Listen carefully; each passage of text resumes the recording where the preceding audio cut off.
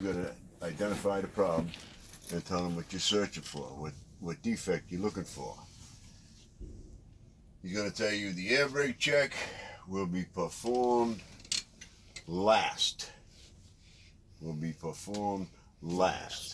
When you have completed the in-cab, I'd like for you to tell me when you're ready to perform the air brake check. Then he'll say, do you have any questions? All right. Now, the in-cab. Like I said, everything on the inside that has a function must be operated. Well, to have operation, you got to have juice. Well, we need to start the truck, correct? Okay. You're going to tell them you're going to do a safe start. All right? Check for neutral, check the brakes, make sure they're set. That's how you start the truck. Turn the key to the arm ignition, let it go through its bullshit. Fire it up.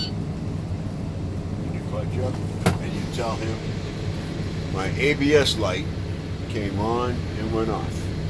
The ABS light came on and went off.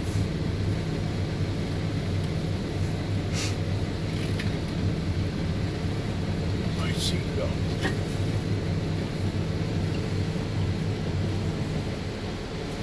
Secure.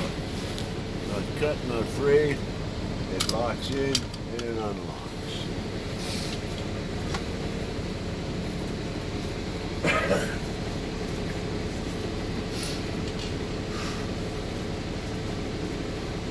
My mirrors. They're clean, not cracked, and they are adjusted to me. My windshield. It's secure, not cracked, not broken, it's clean. There's nothing to obstruct my view. All my gauges. Oil, water, volts, and air gauges. It's the only ones they want to hear. My oil, my water, my volts, and my air gauges. They're all working and rising to the proper range. The proper range. My headlights. Turn them on. They work high. He wants to see the blue light. And they work low.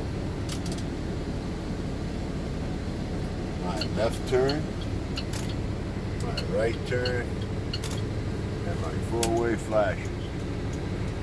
They're all working.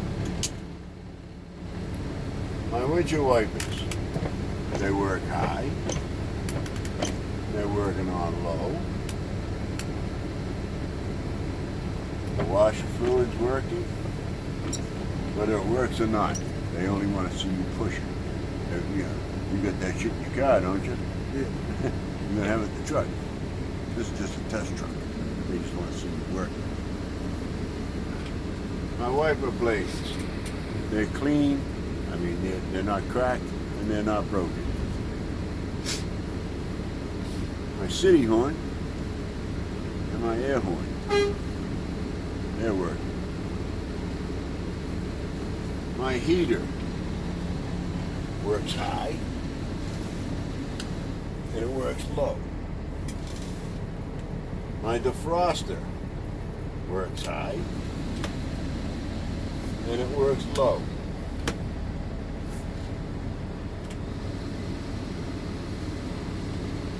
Now, I'm going to do a tug test.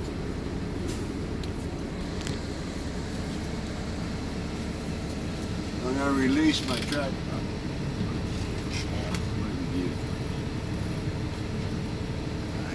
I'm going to release my tractor brake.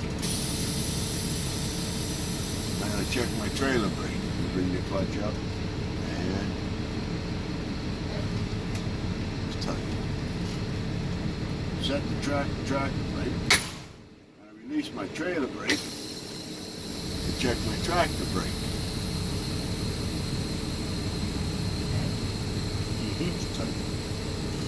Now you're going to set the brakes. Set them both. Make sure they're set.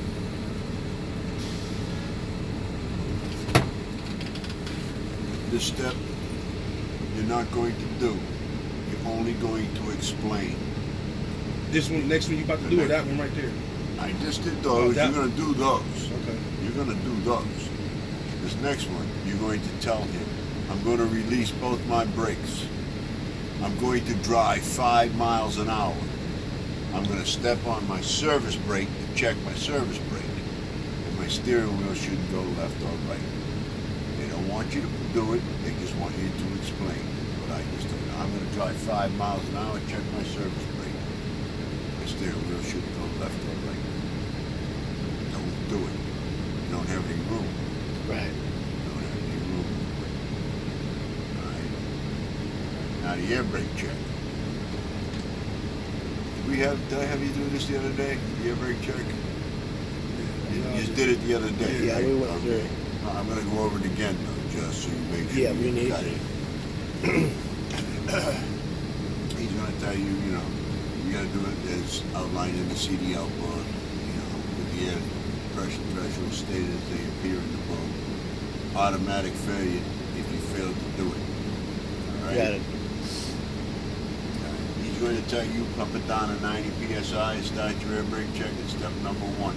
You must explain to him what you're doing as you do each step.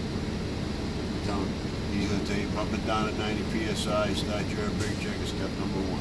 So, did it 3-4 times, it'll go down. You're going to tell him now it's your turn. I'm going to step on my gas. I'm going to build it back up. Whatever you're talking, I'm going to build it back up to between 120 and 140 psi. And my air governor should kick off. Get it back up to about 1,500.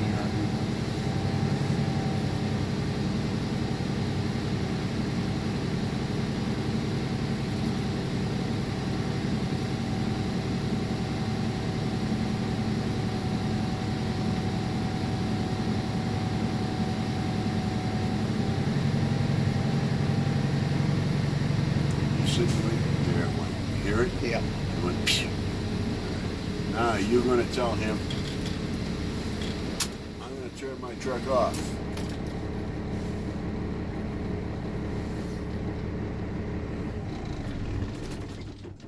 I turn my key to the on position, my gauges will work. I'm going to release my brakes.